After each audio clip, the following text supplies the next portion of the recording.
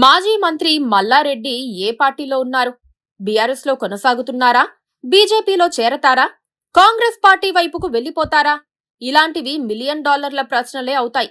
ఇంతవరకు ఏదో విధంగా కేంద్ర రాష్ట్ర ప్రభుత్వాలకు టార్గెట్ అయిన మల్లన్న ఇప్పుడు క్రమంగా బీఆర్ఎస్ నుంచి దూరం జరిగి ఏదో ఒక జాతీయ పార్టీలో చేరే ప్రయత్నమైతే చేస్తున్నారనే చెప్పుకోవాలి. తాను బీఆర్ఎస్ వదిలి వెళ్లేది లేదని బహిరంగ ప్రకటనలిస్తోన్న మల్లారెడ్డి లోలోన మాత్రం బీజేపీలో చేరేందుకు ఏర్పాట్లు చేసుకుంటున్నట్లుగా తెలుస్తోంది. కేంద్రంలో అధికారంలో ఉన్న పార్టీ వైపుకు వెళ్తే కొన్ని ప్రయోజనాలు ఉంటాయని ఆయన అంచనా వేసుకుంటోన్న వేళ కాంగ్రెస్ పార్టీ ఆయనపై నజరు పెట్టింది.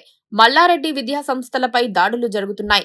లీగల్, ఫైనాన్స్, రెవెన్యూ, ఎడ్యుకేషన్ విభాగాలు ఒకేసారి రంగంలోకి దిగటంతో మ్యూజిక్ స్టార్ట్ అయ్యిందని అనుకోవాల్సి వస్తోంది. మల్లారెడ్డి తన సొంత పార్టీ బీఆర్ఎస్ ను పెద్దగా పట్టించుకోవటం లేదు. పార్టీ పెద్దలు కూడా మల్లారెడ్డికి దూరంగా ఉండాలని బీఆర్ఎస్ శ్రేణులను ఆదేశించినట్లుగా తెలుస్తోంది. బీఆర్ఎస్ సోషల్ మీడియా ఇప్పుడు మల్లారెడ్డికి వ్యతిరేకంగా పనిచేస్తోంది. ఇటీవల అందశ్రీ సంస్మరణ సభలో సీఎం రేవంత్ బీఆర్ఎస్ విమర్శిస్తూ ఉంటే మల్లారెడ్డి మౌనం వహించడాన్ని బట్టి గులాబీ పార్టీతో తెగదెంపుల దిశగా అడుగులు వేస్తున్నారని అర్థమైపోయింది. కొంతకాలం క్రితం మల్లారెడ్డి కాంగ్రెస్ పార్టీలో చేరేందుకు ప్రయత్నించి విఫలమయ్యారు. సీఎం రేవంత్ రెడ్డి ఆయన్ను దగ్గరికి రానివ్వలేదు. ఎవరినైనా చేర్చుకుంటాం కానీ మల్లారెడ్డి మాత్రం రావడానికి వీల్లేదని రేవంత్ రెడ్డి తెగేసి చెప్పారు. దాంతో రూటు మార్చిన మల్లారెడ్డి బీజేపీ వైపుకు చూస్తున్నారు. కేంద్రంలో అధికార పార్టీలో చేరితే గతంలో జరిగిన ఈడీ, ఐటీ దాడుల లాంటివి భవిష్యత్తులో జరగవని మల్లారెడ్డి విశ్వసిస్తున్నారు.